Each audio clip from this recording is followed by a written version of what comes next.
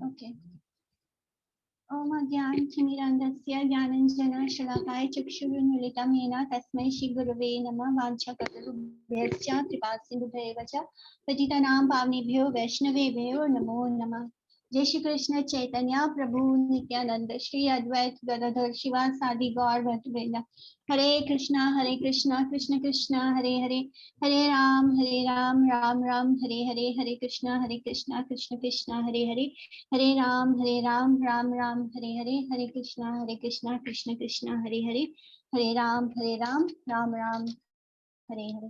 तो आज का टॉपिक है हमारा वैष्णव एटिकेट यानी वैष्णव सदाचार एंड वैष्णव अपराध। एक्चुअली ये दोनों एक दूसरे से इंटरकनेक्टेड हैं। वैष्णव अपराध भी वैष्णव सदाचार में आता है। तो हम जानेंगे कि एक वैष्णव को कैसे होना चाहिए। वैष्णव एटिकेट बहुत ही वास्ट है। हर मतलब एक वैष्णव को शुरुआत से लेके जैसे गुरु को सरेंडर करना होता है, और फिर हमारा व्यवहार कैसे होना चाहिए अपने गुरु भाइयों के साथ, अदर वैष्णवस के साथ, और एक आम जनता के साथ जब हम बाहर हो तो तब हमारा बिहेवियर कैसा होना चाहिए, वो सब कुछ वैष्णव अपराध से कैसे बचना है, वैष्णव अपराध नहीं करना है, ये सब कुछ आ जाता है वैष्णव एटिकेट में। तो हम बस थोड़ा सा एक ग्लिम्स लेते हैं वैष्णव एटिकेट का। इसके ऊपर मेरे पास एक पीडीएफ है जो मैं ग्रुप में शेयर ऑलरेडी कर चुकी हूँ। तो हम थोड़ा सा एक समझ लेते हैं कि व्हाट इज वैष्णव एटिकेट। ठीक है, तो हम देखते हैं कि जो वैष्णव एक वैष्णव होता है उसको शुरुआत कहाँ से होती है, जब हम अपने गुरुदेव को सरेंडर करते हैं।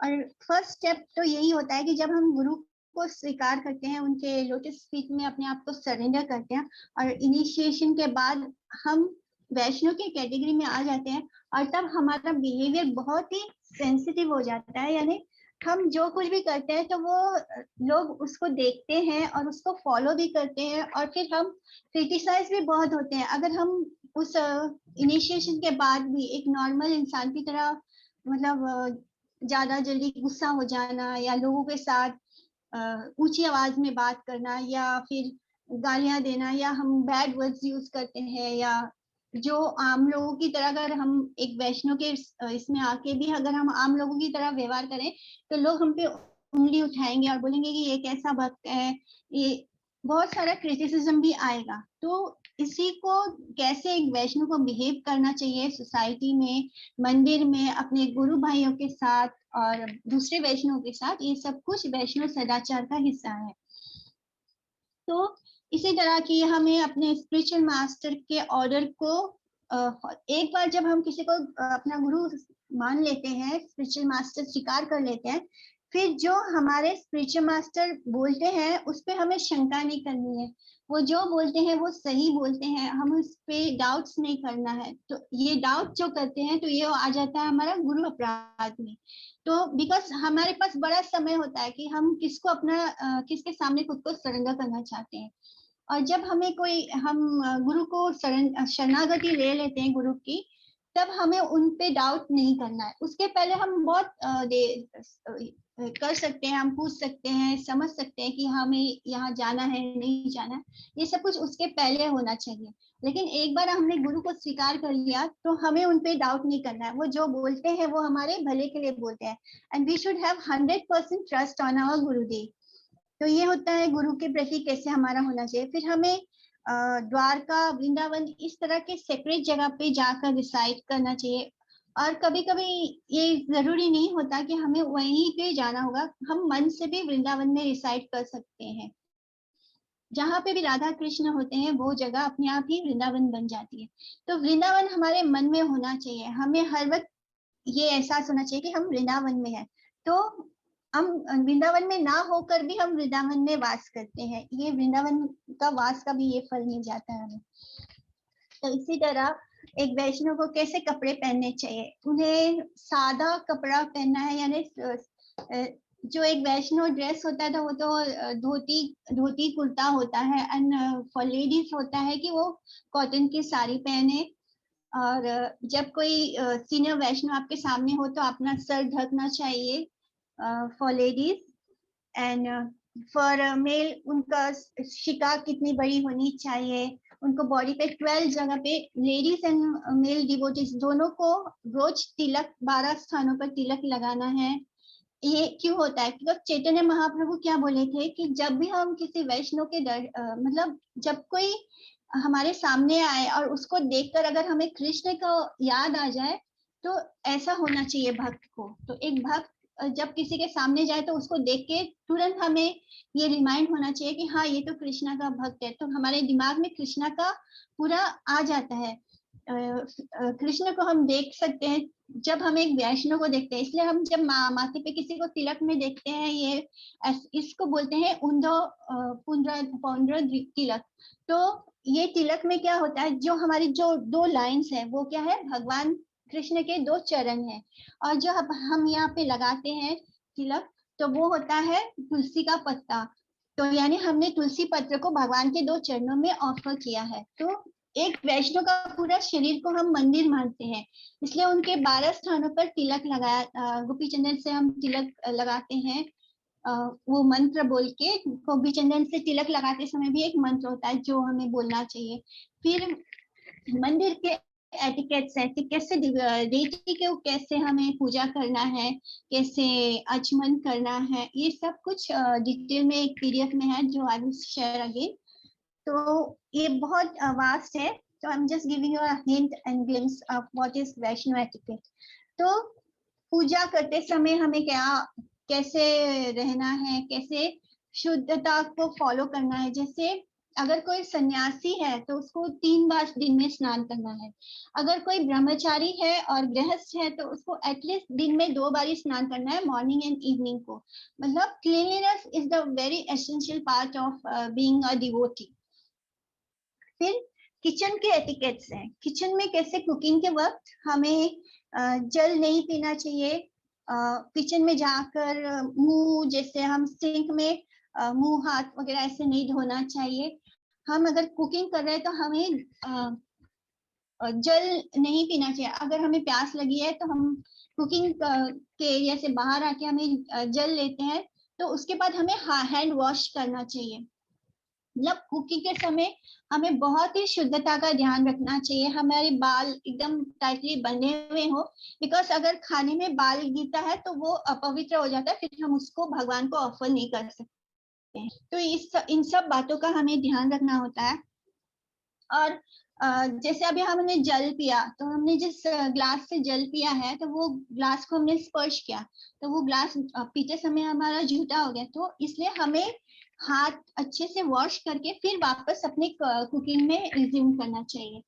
तो इस तरह हमें बहुत ही ज्यादा क्लीनलीनेस का ध्यान रखना है। खाना जब हम बना रहे हैं तो हमें ये टेस्ट करके, स्पून से टेस्ट करके नहीं देखना चाहिए कि खाना मतलब क्या है क्या नहीं है, because before Krishna taste we can not even taste और स्मेल द फूड।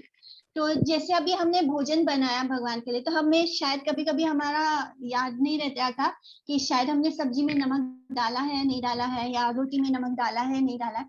तो हम क्या करते हैं, भगवान को जो फूड ऑफर करते हैं तो साथ में हम एक कटोरी में थोड़ा सॉल्ट एंड थोड़ा लेमन, नींबू भी रखते हैं। तो सॉल्ट भी हम ऑफर करते हैं, ताकि अगर हम बाय चांस किसी में व्यंजन में हमने नमक डालना भूल गए तो भगवान को के पास वो नमक होना चाहिए। तो हम कैसे भगवान को ऑफर करते हैं, थ्रू अवर गुरु परंपरा, जिन्हें हम अपना गुरु मानते हैं, हम फूड उनको ऑफर करते हैं, अपने गुरुदेव को ऑफर करते हैं। फिर गुरुदेव अपने गुरुदेव को ऑफर करते हैं, फिर वो गुरुदेव अपने गुरुदेव को ऑफर करते हैं। तो ये गुरु परंपरा से होते होते श्री चैतन्य महाप्रभु को ऑफर होता है, एंड श्री चैतन्य महाप्रभु फिर उसको नारद मुनि को, फिर नारद मुनि जी ब्रह्मा जी को, एंड फिर ब्रह्मा जी राधा माधव को ऑफर करते हैं। इस तरह वो राधा रानी के पास तक जाता है और राधा रानी कृष्णा को ऑफर करती है।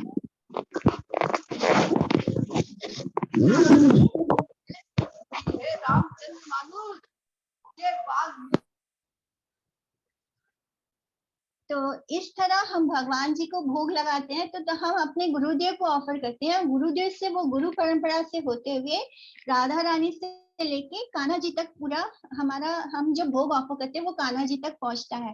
तो जब वो प्रसाद जब वो हमारे पास आता है तब वो महाप्रसाद होता है, because it has been taken by all the Vaishnava acharya, क्योंकि वो प्रसाद एक के बाद एक हमारे गुरु परंपरा से होते हुए फिर वापस हमारे पास आता है, तो इट बिकम्स अ महाप्रसाद। महाप्रसाद क्या होता है, जब भगवान को हम भोग लगाते हैं तब वो प्रसाद होता है, लेकिन जब वही प्रसाद वैष्णव जन पाते हैं तो वो महाप्रसाद हो जाता है।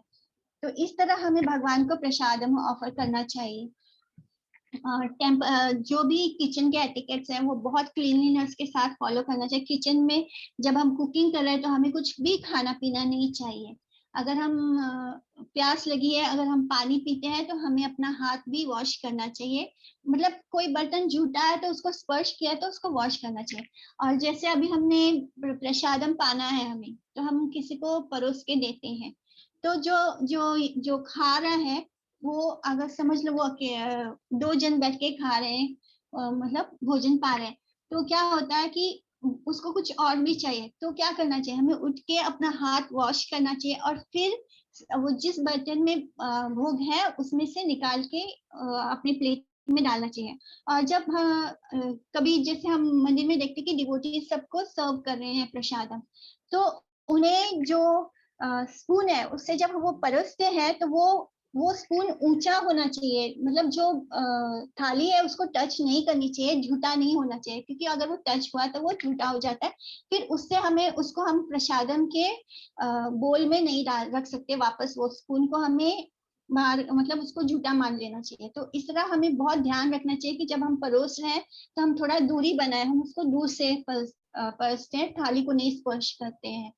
तो इसी तरह हमें झूठे हाथ से, अपने हाथ से, जैसे हम लोग को आदत होता है ना कि हम अपने टेबल पे रखे तो हम खुद ही खाते खाते बोल को हाथ में डाल के निकाल लेते हैं प्लेट पे, तो ये भी गलत तरीका है, फिर उसको वो झूठा हो जाता है। मतलब हम खा रहे हैं और झूठे हाथ से ही निकाल के डाल रहे तो वो गलत होता है। तो हमें हाथ वॉश करके उसको लेना चाहिए और फिर उसको अच्छे से रखना चाहिए। तो ये प्रसादम का एटिकेट है, कैसे फॉलो करना चाहिए। और फिर वैष्णव अपराध नहीं करना चाहिए, ये बहुत ही इम्पोर्टेंट है कि वैष्णव अपराध, मतलब हमें जो नए डिवोटीज है उनसे तो होता ही होता है। वैष्णव अपराध, अगर कोई नॉन डिवोटी है तो वो तो अज्ञानी है, उससे तो कुछ पता ही नहीं है एटिकेट्स क्या होते हैं या क्या कैसे होता है, उसको वैष्णव के बारे में नहीं पता, तो उसको उतना अपराध नहीं लगता। लेकिन अगर कोई भक्ति कर रहा है और फिर वो अपराध करता है तो वो अपराध उसको लगता है, और उसका फल ये होता है कि हमारी चैंटिंग, सबसे पहला जो असर होता है वो भक्ति पे असर होता है। तो भक्ति के वजह से क्या होता है, हमारी चैंटिंग रुक जाती है। मोस्टली देखा जाता है कि जब भी हम गलती से भी वैष्णव अपराध कर लेते हैं तो हमारी जो भक्ति है वो रुक जाती है और हमारी चैंटिंग अपने आप बंद होने लगती है। हम नोट करेंगे कि हम ठीक से चैंट नहीं कर पा रहे, इसलिए हमें इस अपराध से बहुत अपने आप को बचाना है। इसलिए नहीं बचाना है कि किसी ने हमारा अपमान कर दिया तो हम उसको सह जाए, हम उसको सहन करने की हमारे अंदर क्षमता होनी चाहिए। कभी कभी क्या होता है कि हमारा फॉल्स ईगो इतना बड़ा होता है कि हम, सामने वाले ने गलती ना भी की हो तो हम उसमें गलती ढूंढ लेते हैं और फिर उसका निंदा करते हैं, फॉल्ट फाइंड करते हैं। ये भी एक तरह का वैष्णव अपराध है। जैसे अभी हमारे श्रीमद् भागवतम के जो 11 कैंटो है उसमें हर कैंटो में एक ना एक स्टोरी ऐसी है जिसमें वैष्णव अपराध हुआ है। जैसे कैंटो 1 में क्या था, परीक्षित महाराज ने समिका ऋषि का के प्रति वैष्णव अपराध किया। कैसे, वो गए जंगल में, गए थे, उनको प्यास लगी, वो ढूंढते ढूंढते समिका ऋषि के कुटिया में पहुंचे तो समिका ऋषि अपने ध्यान में बैठे थे। तो इनको अचानक गुस्सा आ गया कि ये ऋषि मुझे देखकर उठा भी नहीं और ना मुझे पानी पूछा, ना मुझे आसन पूछा। एक एटिकेट होता है कि जब भी कोई हमारे घर आए तो एटलीस्ट दो काम हमें जरूर करना चाहिए। एक तो उनको सीट ऑफर कीजिए एंड दूसरा, भले हमारे पास और कुछ ना हो किसी को ऑफर करने के लिए, लेकिन एक पानी जरूर पूछना चाहिए, जल जरूर पूछना चाहिए कि आप पानी पियोगे। ये दो चीज, एक आसन जरूर दीजिए और दूसरा पानी जरूर पूछिए, किसी को भी, कोई भी हो। तो परीक्षित महाराज ऐसे ही सोचते हैं कि ये ऋषि कैसा है, मेरा अपमान कर रहा है, लेकिन ऋषि ध्यान में बैठे थे। तो उन्होंने क्या किया, परीक्षित महाराज ने सामने एक मरा हुआ सांप पड़ा था, उसको अपने तलवार से उठाया और समीका ऋषि के गले में डाल दिया, जिसकी वजह से समीका ऋषि के पुत्र ने परीक्षित महाराज को श्राप दिया कि वो उनके 7 दिन में मृत्यु हो जाएगी। और जिस वजह से हम श्रीमद् भागवतम सुनते हैं थ्रू सुखदेव गोस्वामी से होते हुए वो हमारे पास आया है। तो कैंटो 3 में क्या होता है, जय विजय ने ऑफेंड किया था 4 कुमार को, उनको अंदर जाने नहीं दिया था चारों कुमार को। तो इस तरह वहां पे उनको भी वैष्णव अपराध लग गया था, जिसके कारण उन्हें 3 बार जन्म लेना पड़ा और भगवान से वो उनकी लड़ाई होती है।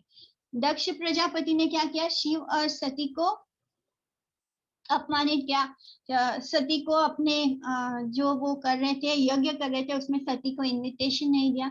सती बिना इनविटेशन के अपने पिता के घर जाती है और वहां पे वो अपने पति शिव का इतना अपमान सुनती है और वहीं पे वो सती हो जाती है, वो अपने आप को आप अग्नि के हवाले कर देती है। तो इस तरह दक्ष प्रजापति, शिव जी ने क्या किया, पूरे दक्ष प्रजापति के जितना भी था सब कुछ खत्म कर दिया। और लास्ट में उनको दक्ष प्रजापति के जब गर्दन शीश को काटते हैं, बाद में उनको वापस जीवित करने के लिए वो जो बकरा होता है उसका सर लगा देते। तो इस तरह यहाँ पे भी अपमान किया था दक्ष प्रजापति ने। फिर इसी तरह किंग रघुनंदन है, उन्होंने जड़ भरत का अपमान किया था। फिर चित्रकेतु ने पार्वती जी का अपमान किया था, क्योंकि पार्वती जी और शिव जी बैठे थे और सामने पूरा ऋषि मुनियों के साथ वो बैठ के चर्चा कर रहे थे और पार्वती जी शिव जी के गोद में बैठी थी, उनके लैप पर बैठी थी। तो ये देखकर चित्रकेतु वहां से मतलब जैसे अपने प्लेन में गुजर रहे थे, प्लेन में गुजरते गुजरते देखा कि ये कैसा कोई मतलब ऐसे कैसे सबके सामने पार्वती जी शिव जी के लैप पर बैठी हैं। तो ये सोच के उनके मन में पार्वती जी के प्रति ऐसे मतलब गलत भावना आई कि ये तो गलत है, ऐसे क्यों बैठी हैं पार्वती जी शिव जी के ऊपर। तो उसके वजह से उनको वो ऑफेंस लग गया। फिर हिरण्यकशिपु ने प्रहलाद महाराज को बहुत परेशान किया। तो प्रहलाद महाराज कौन है, शुद्ध भक्त है, तो उनको हिरण्यकशिपु को ऑफेंस लगा और वो खत्म हो गए। फिर किंग इंद्रमन ने ऋषि को ऑफेंड किया था, वहां भी एक कैंटो 1 में वो कथा आती है। फिर दुर्वासा मुनि ने अम्बरीश महाराज को ऑफेंड किया था, वहां सुदर्शन चक्र दुर्वासा मुनि का पीछा नहीं छोड़ता जब तक कि वो महाराज अम्बरीश से क्षमा नहीं मांगते। फिर सौभारी मुनि ने गरुड़ का अपमान किया था कैंटो 10 में। फिर यदु ने यादव ने किसका ऑफेंड किया था, ब्राह्मण को, और ब्राह्मण ने कहा था कि तुम्हारा पूरी यदु डिनेस्टी खत्म हो जाएगी। तो इस तरह भागवतम के हर कैंटो में एक ना एक हमें अलर्ट किया गया है कि हमें वैष्णव अपराध नहीं करना चाहिए। वैष्णव अपराध चाहे जैसे अभी कोई पार्षद, भगवान के पार्षद भी अगर वैष्णव अपराध करते हैं तो उनको भी सजा भुगतनी होती है। जय विजय कौन थे, उनके पार्षद ही थे और उनसे कैसे अपराध हुआ, तो वो भी अगर अपराध करें तो उनको भी भगवान क्षमा नहीं करते। जैसे अगर गुनाह होता, शिव जी भी अगर अपराध करे तो भगवान उनको भी क्षमा नहीं करेंगे। सची माता ने अपराध किया था अद्वैत आचार्य के प्रति, तो चैतन्य महाप्रभु ने उन्हें भी क्षमा नहीं किया। फिर हम मतलब बोलते हैं, डाउट्स आता है कि कैसे भगवान जय विजय तो वहां थे, विष्णु लोक में थे, तो वहां कैसे वैष्णव अपराध लग सकता है, वहां तो सब कुछ प्योर है। तो भगवान कभी कभी लीला करने के लिए ऐसा करवा देते हैं अपने पार्षदों से, ताकि वो आगे की लीला कर सके। जब जय विजय वापस तीन बार आते हैं, तीन जन्म लेते हैं, कभी रावण बन के, तो इस तरह भगवान लीला करना होता है तो भगवान अपने ही पार्षदों के साथ लीला करते हैं, वो किसी और के साथ लड़ाई युद्ध नहीं करते, वो अपने ही पार्षदों के साथ लड़ाई या युद्ध करते हैं। तो इस तरह भगवान लीला करने के लिए विष्णु वैकुंठ में ये वैष्णव अपराध हुआ था। तो ये सिर्फ भगवान की लीला थी। फिर जैसे तुलसी और जालंधर का कैसे हुआ, उनका वो आते हैं और फिर तुलसी महारानी के साथ विष्णु जी संग करते हैं और फिर वो विष्णु जी को श्राप देती है ताकि तुम शालिग्राम बन जाओ। तो ये भी एक लीला थी कृष्ण की, जो करने के लिए भगवान ऐसे से अपने ही पार्षदों से गलती करवा देते हैं। जैसे सीता जी ने लक्ष्मण जी को भी बोला कि नहीं तुम जाओ, तुम्हें राम जी की बात सुनने की जरूरत नहीं, वो मुश्किल में है, तुम जाके उनको ढूंढ के लाओ। तो वहां वहां भी अपराध हुआ लक्ष्मण जी के प्रति। क्यों? ताकि आगे रामायण की कथा आगे बढ़ सके और रावण का अंत हो सके। तो इस तरह जब भगवान जी के पार्षद जब अपराध करते हैं तब वो भगवान की लीला में कंट्रीब्यूट करने के लिए होता है। भगवान की अवहेलना करने से क्या होता है? अपराध लगता है, और अपराध लगने से क्या होता है? भक्ति कम होती है। अपराध और पाप में अंतर है। पाप हम अनजाने में कर लेते हैं, जानबूझ के हम पाप नहीं करते, तो उसकी माफी भगवान दे देते हैं। किंतु अगर हमने किसी वैष्णव के प्रति अपराध किया तो उसके लिए भगवान कुछ नहीं कर सकते। भगवान अपने भक्त का के प्रति, अगर किसी ने उनके भक्त के प्रति कुछ गलत कर दिया तो फिर भगवान बीच में नहीं कुछ कर सकते, वो क्षमा नहीं करते, उसको वो सजा दंड मिलता ही मिलता है। इसी तरह जब गुरु और वैष्णव के प्रति हमारा अपराध हो जाता है तो हमारी भजन में आसक्ति खत्म होने लगती है, हम भजन से दूर होने लगते हैं, हम भक्ति छोड़ने के लिए भी तैयार हो जाते हैं। जैसे अगर हम बहुत ज्यादा वैष्णव के प्रति अपराध करने लग गए तो हम बड़ी आसानी से भक्ति छोड़ देंगे।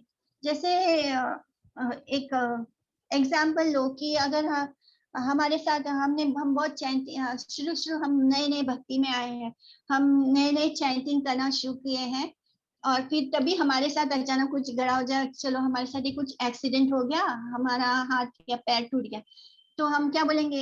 ये मैंने इतना पूजा किया, इतनी भक्ति की, इतनी चैंटिंग की, फिर भी कुछ नहीं हुआ, लो माला अलग छोड़ देंगे, रख देंगे उसको उठा के अलग, अब मैं नहीं करूंगा चैंटिंग, मुझे नहीं करना। तो ये शुरुआत में जब हमारे अंदर भक्ति नहीं डेवलप होती है तो हम जरा जरा सी चीजों पे भगवान को छोड़ने के लिए तैयार हो जाते हैं, क्योंकि हमारा भगवान के साथ कोई आसक्ति बना नहीं है, हमारे भजन में कोई आसक्ति हुई नहीं है। जैसे मतलब छोटे मोटे चीजों में ही हम फंस जाते हैं और भक्ति छोड़ देते हैं। हम जरा ऐसी बात पे भगवान को दोष दे देते हैं और बोलते हैं लो इतना मैंने ऐसा शुरू में नियोफाइट डिवोटीज के साथ होता है कि वो भगवान को समझते नहीं है, वो तुरंत चैंटिंग छोड़ देते हैं। जरा सा तकलीफ आता है कि अरे मैंने इतना, कितना दिन हुआ होता है उनको, 10-12 दिन या ज्यादा से ज्यादा 1 महीने से वो चैंटिंग कर रहे होते हैं और वो ये सोचने लगते हैं कि मैं तो बहुत दिनों मैंने इतना चैंटिंग किया, मैंने इतना भगवान का नाम जप किया, फिर भी देखो मेरे साथ एक्सीडेंट हो गया, मेरे साथ ये हो गया। वो नहीं समझते कि हम अपने कार्मिक रिएक्शन को फेस कर रहे हैं। चैंटिंग उसे कम धीरे धीरे करके कम करेगी। 1 महीने की चैंटिंग से हम वैष्णव नहीं बन जाते, हम भक्त नहीं बन जाते। तो इस तरह जो नए नए भक्त होते हैं वो बहुत ज्यादा वैष्णव अपराध करते हैं। जैसे अभी वो क्या किसी सीनियर वैष्णव को देखते हैं तो वो सोचते हैं अरे ये उनको उसके अंदर फॉल्ट नजर आना शुरू हो जाता है, देखो ये निंदा कर रहे हैं, ये कैसे वैष्णव है, ये कैसे बिहेव करते हैं। तो जब हम उनके प्रति ऐसा सोचते भी है, सोच से भी हमारा वैष्णव अपराध लग जाता है। और ये बात से हम समझ आता है कि जो लोग जितना ज्यादा भक्तों के अंदर फॉल्ट ढूंढते हैं, उनकी बुराई करते हैं या उनके अंदर दोष बुद्धि रखते हैं, उनको वैष्णव अपराध ज्यादा लगता है। इससे क्या होता है? उनकी चैंटिंग कम होने लगती है और वो उनका भगवान के प्रति लगाव भी नहीं बढ़ता, आगे नहीं बढ़ती भक्ति। तो इसलिए हमें ये बात ध्यान में रखना है कि दूसरे में क्या फॉल्ट है ये ज्यादा जरूरी नहीं है, हमारी भक्ति खराब ना हो ये हमारे लिए ज्यादा जरूरी है। लेकिन हम क्या करते हैं? हम अपने फॉल्स ईगो के लिए, अब मेरा अहम ज्यादा बड़ा है इसलिए अपना फॉल्स ईगो को आगे रखने के लिए हम क्या करते हैं? हम दूसरों में फॉल्ट ढूंढ, वो बोलते हैं कि भक्ति जाए सब जाए चलेगा, लेकिन इसने मेरा अपमान किया है, इसके साथ मैं नहीं रहूंगा, मैं इससे बात नहीं करूंगा। मतलब हम जो सीनियर डिवोटीज है उनमें फॉल्ट ढूंढना शुरू कर देते हैं। तो एक श्लोक आता है, हम कैसे अपराध करते हैं 3 तरीका से, एक वर्ड से बोलकर, दूसरा हमारे एक्शन से और तीसरा हमारे फीलिंग्स है उनके बारे में बुरा सोच के। तो ये श्लोक आता है, निंदम कुर्वन्ति ये मुड़ा वैष्णवा महात्मानम पतन्ति पितृभिः सर्वं महारवा समग्नितो। फिर हंति निंदती वै द्वेष्टि, यानी ये 6 तरीके हैं जिनसे हम अपराध करते हैं। हंति निंदन्ति वै द्वेष्टि वैष्णवम नाभि नांदन्ति कृत्यते यति न हर्षम दर्शने पतन्ति सत। तो क्या होता है, जैसे हमने हंति यानी हमने किसी वैष्णव की हत्या कर दी, तो ये बहुत बड़ा अपराध लगता है, क्योंकि वो वैष्णव सामने है भी नहीं कि हम उससे माफी मांग सके। तो वैष्णव का हत्या करना ये वैष्णव अपराध है। फिर किसी को ब्लास्फेम करना, किसी वैष्णव के बारे में हमने बाहर जाके उनकी प्रति उल्टा सीधा बोलना शुरू कर दिया, उनके बारे में गलत गलत बातें फैलाना शुरू कर दी, तो ये वैष्णव अपराध है। फिर जब हम किसी को देखते हैं तो उसको वो भक्ति में बहुत अच्छा कर रहा है, उसको बहुत ज्यादा गुरु का अटेंशन मिल रहा है, लोगों का अटेंशन मिल रहा है, जब हम ये देखते हैं तो हमारे मन में उनके प्रति गलत गलत विचार आने लगते हैं, हम उनसे एनवी करने लगते हैं, हमें उनसे जलन ईर्ष्या होने लगती है। तो ये फीलिंग मेलाइज टुवर्ड हिम, यानी हम उनके बारे में गलत सोच रहे हैं, तो ये भी अपराध है। फिर जब सामने से कोई वैष्णव आ रहा है, एक भक्त आ रहा है, हमने उनको दूर से देख लिया, लेकिन हम क्या करते हैं, हम उनको देख के उनको हरे कृष्णा भी नहीं बोलते, ना हमारे चेहरे पे स्माइल आती है और ना ही हम उनको हरे कृष्णा बोलते हैं। तो अगर हम किसी वैष्णव को हम ग्रीट करके एटलीस्ट हरे कृष्णा भी ना बोले, तो ये भी वैष्णव अपराध में आता है। वैष्णव को देख के हमें सुख होना चाहिए, खुशी होनी चाहिए। अगर हम किसी वैष्णव को देखकर एक अच्छा फीलिंग नहीं लाते, हमको उनकी तरफ से हम क्या करते हैं, कभी कभी क्या होता है कि सामने से एक वैष्णव आ रहा है, हमने उसको देख लिया, लेकिन क्या हुआ कि हम सोचते ना, अरे ये फिर आ रहा है ऐसे, तो हम क्या करते हैं, हम झूठ मूठ में अपना फोन उठाते हैं और फोन पे बात करने का बहाना करके अपना मुंह इधर उधर घुमा लेते हैं बात करते करते, और उसको ना प्रणाम करते हैं ना हरे कृष्णा बोलते हैं। तो ये सब तरीका गलत होता है। एक वैष्णव को देख के एटलीस्ट आपके चेहरे पे एक स्माइल आनी चाहिए और हरे कृष्णा तो जरूर बोलना चाहिए। फिर हम किसी वैष्णव के प्रति गुस्सा होते हैं, यानी बिना बात के हम, या तो हम जरा जरा सी कोई मामूली बात होगी, जैसे भोजन परसा गया, तो कभी कभी क्या होता है, मंदिर में बहुत भोजन सबको खिलाना होता है, सबको प्रसाद देना होता है, तो किसी किसी भक्त जो लास्ट में रह जाता है, तो उसके हिस्से में शायद कुछ कम हो जाए। जैसे किसी को गुलाब जामुन मिला है और वो भक्त का लाइन में क्यों आया है, तो उसको गुलाब जामुन नहीं मिला, तो वो उस गुलाब जामुन नहीं मिलने के प्रति सामने भक्त पे गुस्सा होता है, एंग्री होता है उस पे, जबकि इतने लोगों को प्रसादम बंटने के बाद कभी कभी कम पड़ जाता है, किसी के हिस्से में कुछ आता है तो किसी के हिस्से में कुछ नहीं आता है। तो हमें इस बात को समझना चाहिए कि ये प्रसादम है, किसी की गलती नहीं है जिसके कारण उसको नहीं मिला। तो हम इस जरा जरा सी बात पर हम क्या होता है, हम सामने वाले के प्रति अपराध कर देते हैं, गुस्सा हो जाते हैं, तो ये गलत है। फिर हम किसी वैष्णव को देखते हैं तो हमारे अंदर कोई जॉय नहीं है, कोई खुशी नहीं रहती है, तो ये बहुत गलत है। इवन अगर हम नॉर्मल भी सिचुएशन में देखें, हम किसी के घर जाएं और सामने वाला इंसान हमें खुशी से ग्रीट ना करे, तो हम क्या सोचते हैं कि हम दोबारा कभी इसके घर में नहीं पैर भी नहीं रखेंगे। तो लेकिन ये अपराध ज्यादा तब लगता है जब एक वैष्णव को देखकर हम जॉय नहीं फील करते, हम खुशी नहीं फील करते। वैष्णव कौन होता है, वो भगवान कृष्ण को ही रिप्रेजेंट कर रहा होता है। अगर हम एक वैष्णव को देख के खुश ना हो, उनको देख के हम हर्षित ना हो, तो ये गलत है, ये अपराध के कैटेगरी में आता है। तो ये 6 तरह के मेन अपराध हैं जिनको हमें नहीं करना चाहिए, हमें अवॉइड करना चाहिए। इंद्र ने क्या किया था, गोवर्धन लीला के समय उसने कितनी हत्या कर दी, उसने भी वैष्णव अपराध ही किया था, लेकिन उसके अपराध के कारण क्या हुआ कि 6-7 दिन तक सारे ब्रजवासी इकट्ठा हो गए गोवर्धन के नीचे, और वो सब कृष्ण के लगातार 7 दिनों तक वो कृष्ण के दर्शन कर रहे थे और कृष्ण उनके दर्शन कर रहे थे, और इस कारण उसके जो अपराध थे वो थोड़े से क्षमा कर दिए कान्हा जी ने। और दुर्वासा मुनि जब के प्रति दुर्वासा मुनि ने अम्बरीश महाराज के प्रति जो क्या किया था, वो गुस्सा हुए थे अम्बरीश महाराज पर, ही वॉज बिकेम एंग्री। इस तरह हमें किसी भक्त को सिचुएशन को समझे बिना उस पर क्रोध नहीं करना चाहिए, और जब हम वैष्णव को देखें तो उन्हें देखकर हर्षित होना चाहिए। चैतन्य महाप्रभु बोलते हैं कि वैष्णव के प्रति अपराध को मैं क्षमा नहीं कर सकता, यानी जब भी किसी भक्त के प्रति अपराध होगा तो कृष्ण उसको कभी क्षमा नहीं कर सकते। और एक वैष्णव को कैसे सोचना चाहिए जब उसके प्रति अपराध हो रहा हो, तो वो कैसे सोचेगा, निंदा करने वाले से बड़ा हितैषी और कोई नहीं। जब मतलब सामने से कोई आपके प्रति अपराध कर रहा है, आपके साथ कुछ गलत कर रहा है, तो एक शुद्ध वैष्णव को कैसा सोचना चाहिए, उसको ये सोचना चाहिए कि ये निंदा कर रहा है, मेरा भला कर रहा है। वो कैसे, क्योंकि ये इंसान जो मेरी निंदा कर रहा है वो अपना 100 जन्मों का पुण्य मुझे दे रहा है और मेरे 100 जन्मों का पाप खुद ले रहा है। तो ये बात आप लोग ध्यान रखिए कि जब आप वैष्णव अपराध करते हैं तब आप अपने 100 जन्मों में कमाए गए जितना भी पुण्य है वो सामने वाले को दे देते हैं, जिसके प्रति आप अपराध कर रहे हैं, और उस इंसान ने 100 जन्मों में जितने भी पाप किए थे वो आपके हिस्से में आ जाएंगे। सो बी वेरी केयरफुल कि हम अपना नुकसान कर रहे हैं एक वैष्णव के प्रति अपराध करके, हम उसके 100 जन्मों का पाप खुद ले रहे हैं और अपने 100 जन्मों का पुण्य उसको दे रहे हैं। सो जब भी हमारे प्रति अगर कोई अपराध करे तो हमें यह सोचना चाहिए कि ये हमारा हितैषी है, ये हमारा भला कर रहा है, इसने अपना पुण्य मुझे देकर मेरा पाप ले लिया। तो एक वैष्णव को कैसा होना चाहिए, ये आता है वैष्णव एटिकेट में कि एक वैष्णव के प्रति जब अपराध हो रहा है तब वो एकदम शांत चित होना चाहिए, उसको सामने वाला क्या कर रहा है, क्या अपराध कर रहा है, उसको लेना ही नहीं चाहिए, एकदम क्षमाशील होना चाहिए, उसे क्षमा कर देना चाहिए, क्योंकि आपके प्रति अगर अपराध हो रहा है तो उसको देखने वाले कृष्ण है।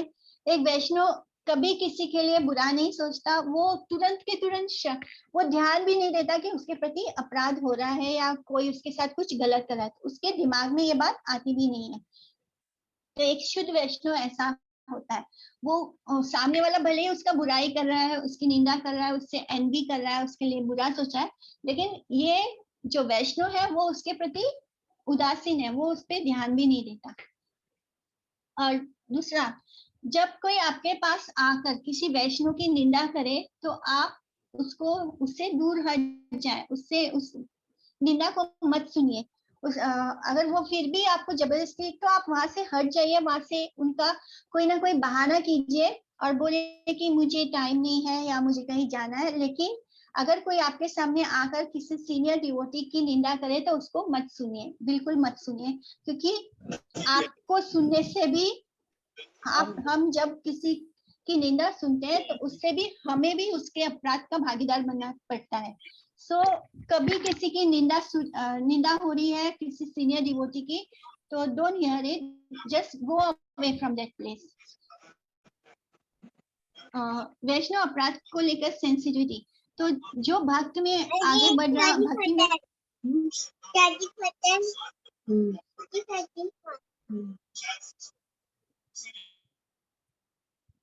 जो भक्ति में आगे बढ़ रहा होता है तो उसको इस बात का बहुत ध्यान रखना है कि वो दूसरों के प्रति सेंसिटिव हो लेकिन खुद की निंदा के प्रति इनसेंसिटिव हो। यानी अगर वो उसको ये बहुत ध्यान रखना चाहिए कि मेरे कारण किसी के साथ कुछ गलत ना हो, वो वहां पे बहुत सेंसिटिव होना चाहिए उसको। लेकिन कोई उसके साथ क्या कर रहा है इस बात के लिए उसको इनसेंसिटिव होना चाहिए, उस पर ध्यान नहीं देना चाहिए। जो नियोफाइट डिवोटी है, जो नए नए भक्ति में आए हैं, वो बहुत जल्दी जरा जरा सी बात पर बुरा मान जाते हैं और कभी कभी भक्ति सब छोड़ के निकल जाते हैं, क्योंकि उनके हृदय में अभी भक्ति का उदय हुआ नहीं है। वो एकदम तुरंत जरा जरा सी बात में उनका फॉल्स ईगो आ जाता है और वो उसको माफ नहीं कर पाते, नहीं क्षमा नहीं कर पाते। तो ऐसा नए नए भक्तों के साथ ही होता है। जो बड़े वैष्णव है वो तो अपराध लेते ही नहीं किसी का, वो तो भूल भी जाते हैं, उनको पता भी नहीं होता है कि कब किसने मेरे साथ क्या किया, वो इन सब चीजों पे ध्यान नहीं देते, वो भगवान की भक्ति पे ध्यान देते हैं। और हमें प्रजल्प में नहीं पड़ना है, हमें किसी की निंदा या स्तुति के में अपना समय नहीं बर्बाद करना है। हम संसार की बात, ये जो संसार की बातें होती है ये प्रजल्प कहा जाता है। तो इस तरह के संसार के किसी भी चीज में अपने श्रवण को कृष्ण के नाम से भरना, मतलब हमें सिर्फ वही श्रवण करना चाहिए जिसमें कृष्ण की चर्चा हो, हरि कथा हो। हमें कीर्तन सुनना है, लेकिन हमें किसी की निंदा, जग, इस संसार के मटेरियल वर्ल्ड की चीजों को अपने अंदर नहीं भरना है। और हमारे अंदर इतना फॉरगिवनेस होना चाहिए कि जिसके प्रति क्या है उस कैसे होगा। मतलब अगर कोई हमारे पास आए और बोले कि हाँ कि प्रभु जी या माता जी, मैंने आपके साथ आपके लिए ऐसे बोला, मेरे से गलती हो गई, मुझे क्षमा कर दीजिए, सो वी शुड इमीडिएटली उनको माफ करना चाहिए। एक वैष्णव का ये गुण है कि वो बहुत ही सॉफ्ट हार्टेड होते हैं और तुरंत क्षमा कर देते हैं, वो उस बात को लेकर बैठे नहीं रहते। और जब हमारे से वैष्णव अपराध हो जाए तब हमें क्या करना है, हमें जिस वैष्णव के प्रति हमने अपराध किया है, जब तक हम उसके चरणों में झुक के क्षमा नहीं मांगते, वो अपराध से और मुक्त नहीं हो सकते। मतलब अगर किसी के प्रति हमने अपराध किया, उसको फोन पे मैसेज करके बोल दिया कि मुझसे गलती हो गई, मैंने ऐसे किया आपके प्रति, तो उतना काफी नहीं होता। वैष्णव को बहुत ही आदर और सम्मान से उनके प्रति झुक के, उनको प्रणाम करके उनसे क्षमा याचना करनी चाहिए। और इसी तरह भगवान, जैसे हमने अमरीश महाराज की कथा में देखा कि भगवान खुद ही दुर्वासा मुनि को मारने के लिए अपना सुदर्शन चक्र भेज देते हैं, और वो सुदर्शन चक्र तब तक वापस नहीं आता जब तक अमरीश महाराज जी रिक्वेस्ट नहीं करते कि मैंने इनको क्षमा कर दिया, आप इन्हें माफ कर दीजिए। तो जब तक एक भक्त आपको क्षमा ना करे, जिसके प्रति अपराध हुआ है, आपका अपराध क्षमाशील नहीं होता। तो कुछ लोग पूछते हैं कि मान लो मैंने किसी वैष्णव के प्रति अपराध किया और वो वैष्णव ने अपना शरीर त्याग दिया, तो अब मैं कैसे अपने अपराध का निवारण करूंगा, मतलब कैसे मैं उसको अटेन कर, प्रायश्चित कैसे करूंगा। तो अगर ऐसा स्थिति हो तो हमें अंदर से अपने आप को गिल्टी फील करना चाहिए कि मैंने गलत किया। हमें एकदम इंटरनली ये बात फील होनी चाहिए कि हाँ, मैंने बहुत गलत किया उस वैष्णव के साथ। और हमें दूसरे वैष्णवों की सेवा करनी चाहिए, बहुत ज्यादा सेवा करनी चाहिए। और जितना हम वैष्णव की सेवा करेंगे धीरे, और चैंटिंग इज वेरी इंपॉर्टेंट, और चैंटिंग भी हमें करते रहना चाहिए। चैंटिंग से और दूसरे वैष्णव की सेवा से और आत्मग्लानि से, आत्मग्लानि होनी चाहिए हमारे अंदर कि हाँ, मैंने गलती की है। तो इसको करते रहना चाहिए जब तक कि वो आत्मग्लानि जब अपने आप हमारे अंदर से निकल जाएगी, तब हमें लगेगा कि वो भगवान जी ने हमें क्षमा कर दिया। तो जब तक ऐसा ना हो तो हमें अपने अंदर आत्मग्लानि होनी चाहिए कि हमें सेंसिटिवली हमें फील होना चाहिए कि हाँ, हमने गलती की है, उस वैष्णव के प्रति हमने गलती की थी, ऐसा होना चाहिए। और दूसरे वैष्णव की सेवा करनी चाहिए और खूब चैंटिंग करनी चाहिए। और एक सिचुएशन ऐसा होता है कि दो परम वैष्णव हैं, बहुत सीनियर वैष्णव हैं, और वो दोनों के बीच में लड़ाई हो रही है। और जब वो दोनों लड़ रहे हैं, हमें क्या करना है, हम तो जूनियर है, हम क्या करेंगे?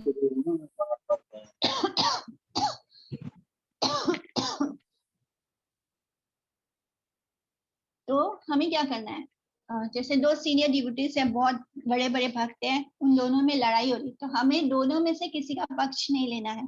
ये चैतन्य चरितमृत में आता है भगवान कि हमें दोनों वैष्णव में से किसी का पक्ष नहीं लेना है, चाहे वो सामने वाला हमारा गुरु, सामने वाले हमारे शिक्षा गुरु हो या गुरुदेव हो या दूसरे गुरुदेव हो, वो दोनों परम हंस के लेवल पे होते हैं।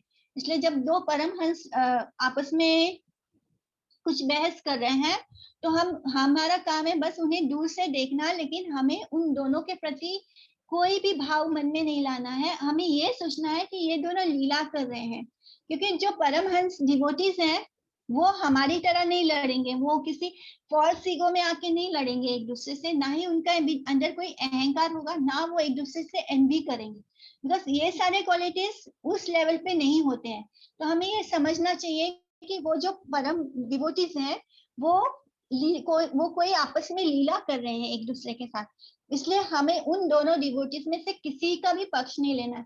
जब हम किसी का पक्ष लेंगे तब हम खत्म हो जाएंगे, यानी हमें अपराध लगेगा। Because they are fighting, they are doing some leela, आपस में वो कोई लीला कर रहे हैं, क्योंकि वो इस स्टेज में नहीं है, हमारे वाले स्टेज में नहीं है जहाँ पे उनके अंदर अहंकार आए, जहाँ पे वो किसी से जलन या ईर्ष्या महसूस करें। वो बहुत हाई लेवल पे है, उनको ये सब एहसास नहीं होता कि वो हाई लेवल वैष्णव है, इसलिए जब वो लड़ रहे हैं तो वो कोई लीला कर रहे हैं आपस में एक दूसरे के साथ। तो हमें ये बात ध्यान में रखनी है कि दो परम वैष्णव अगर लड़ाई में, तो हमें दोनों में से किसी का पक्ष नहीं लेना है।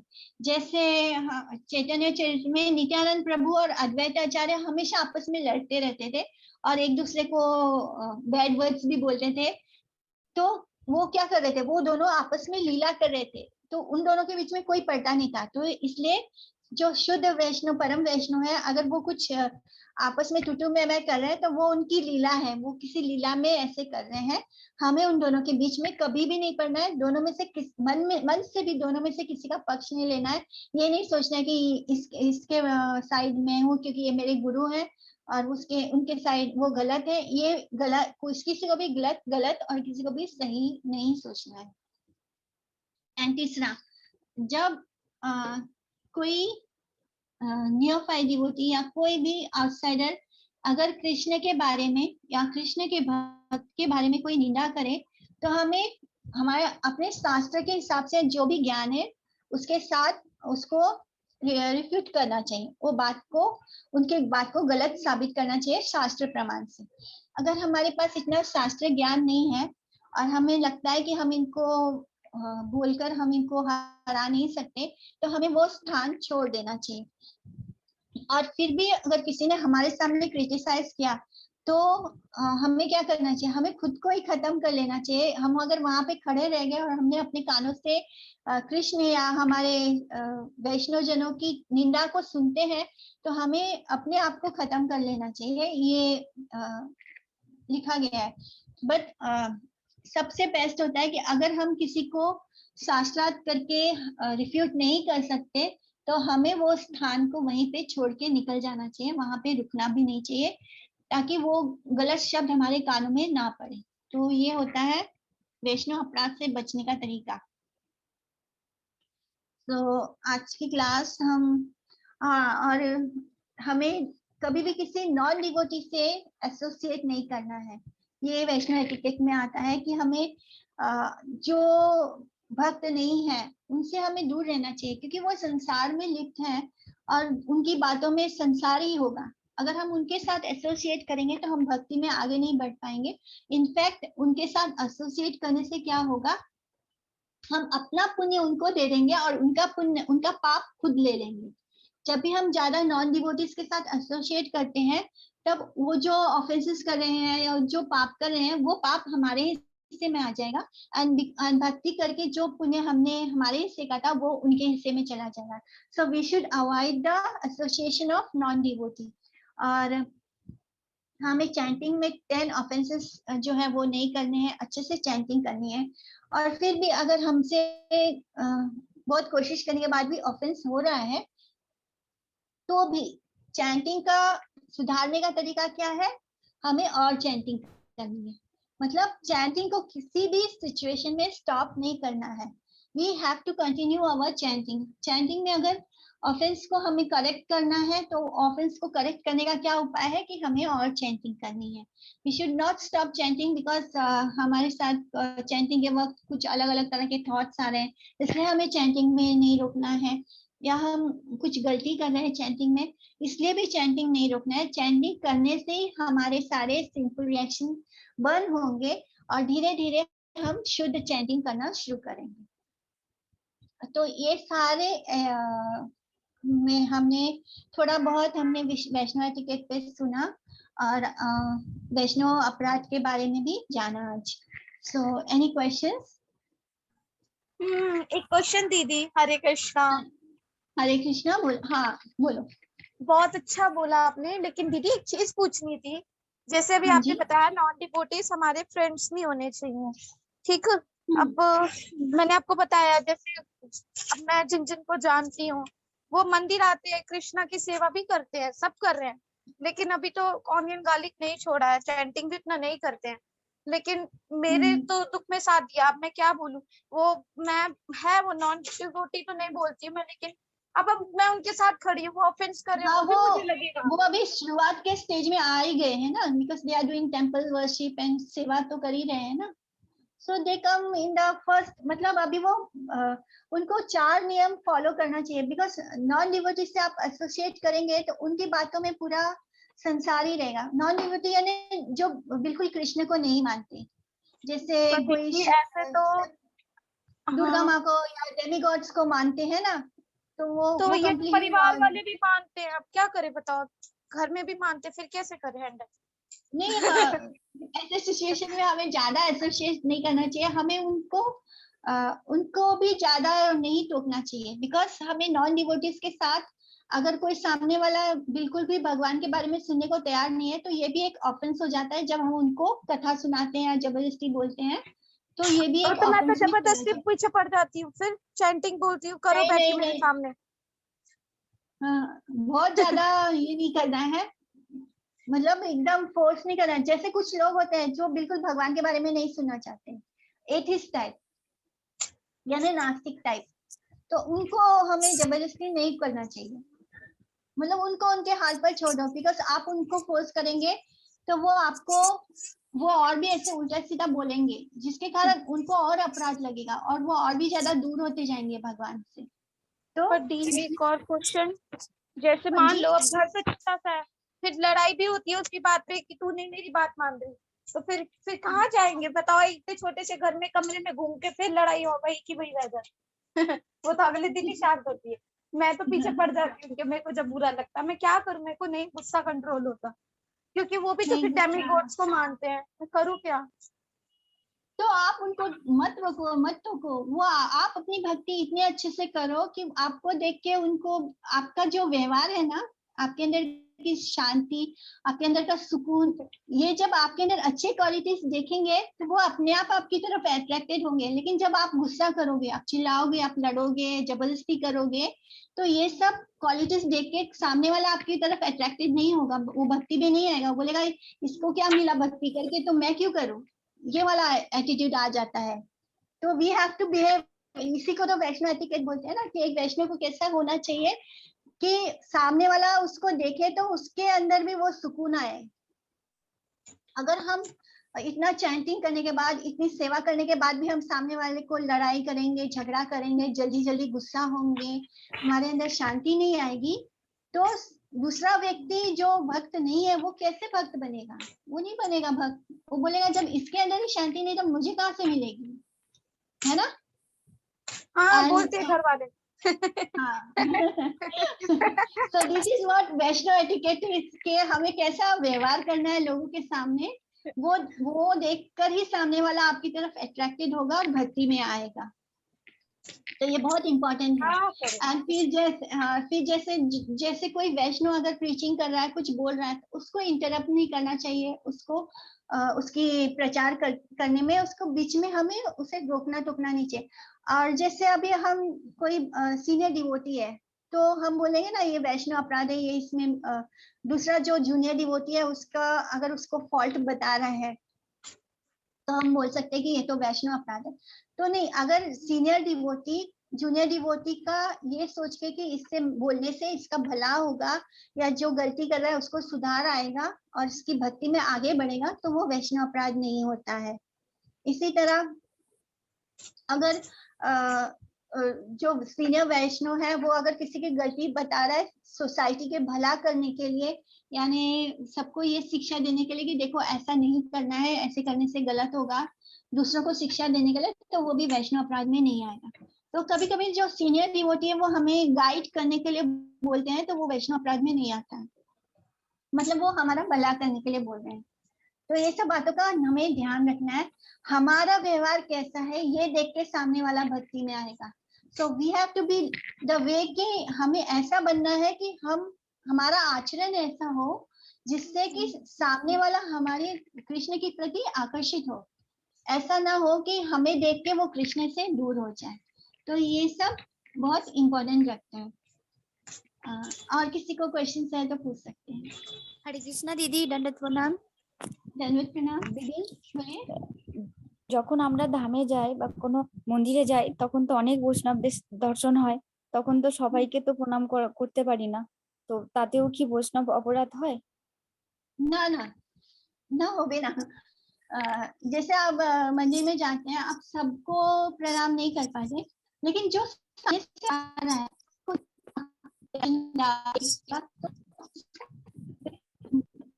करना चाहिए।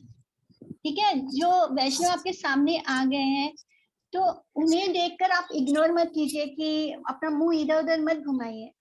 और मंदिर में प्रणाम भी करना है तो अच्छे से प्रणाम करना चाहिए, दंडवत प्रणाम करना चाहिए। और जप माला गले में पहना है तो जप माला को जमीन को टच नहीं करना चाहिए, उसको हाथ में ऐसे ऊपर पकड़ लेना चाहिए प्रणाम करते हुए। ये सब बातों का ध्यान रखिए। और जब मंदिर में बैठते हैं तो पीठ करके नहीं बैठना चाहिए भगवान जी की तरफ। एंड भगवान के सामने अगर हम खड़े हैं तो किसी और की स्तुति नहीं करनी है, सिर्फ कृष्ण की स्तुति करनी है। कृष्ण के विग्रह के सामने खड़े हैं तो कृष्ण की स्तुति करनी है, किसी और की स्तुति बिल्कुल नहीं करनी है।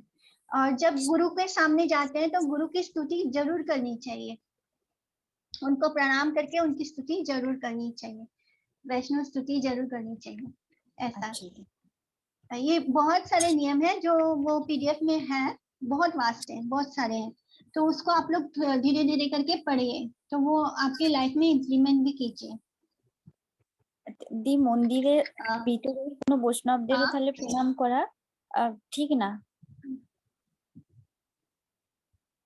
नहीं समझी मैं। মন্দিরের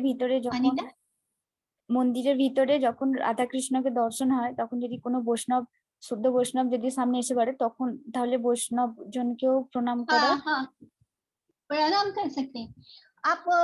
ये नहीं मतलब भगवान जी हैं तो आप किसी और के साथ बातचीत नहीं करना चाहिए और उनकी स्तुति नहीं करनी चाहिए, लेकिन प्रणाम करना चाहिए, वैष्णव को प्रणाम करना चाहिए।